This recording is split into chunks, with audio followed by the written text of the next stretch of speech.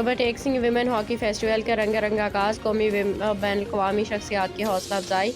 BBC Urdu news chief reporter of Pakistan Sahiwal Rana Mohammad Uzair Khan में women hockey festival ने खेलों के शायकीन नौजवान खिलाड़ियों में नया जोश भर दिया। फेस्टिवल के मैनेजमेंट ने USA जूनियर हॉकी टीम के कोच मोहतरम Muzammil Malik USA junior hockey team के प्लेयर एप्रेसन की जानब से दिए गए कीमती तस्दीकी पैगामात और हौसला अफजा तासरात पे तहे दिल से शुक्रिया अदा किया। इन ख्यालात को बच्चियों और नौजवान खिलाड़ियों के लिए एतमाद, रहनुमाई, हौसले का मजबूत पैगाम करार दिया गया।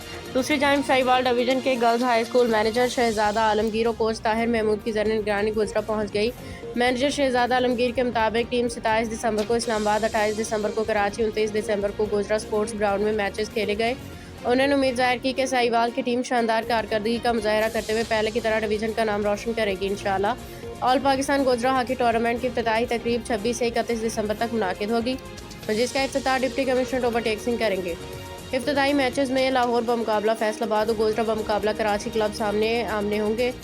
और इब्तदाई नताइज के मुताबिक लाहौर ने फैसलाबाद को 0-5 से शिकस्त दी, जबकि गोजरा ने कराची को 0-2 से हरा दिया। और इसके अलावा ये फेस्टिवल न सिर्फ खवातीन हॉकी के फ़रोग़ की अमली मिसाल है, बल्कि नौजवान खिलाड़ियों के लिए आगे बढ़ने का मजबूत प्लेटफॉर्म भी साबित हो रहा है। दुनिया में खून खिलाए आज ये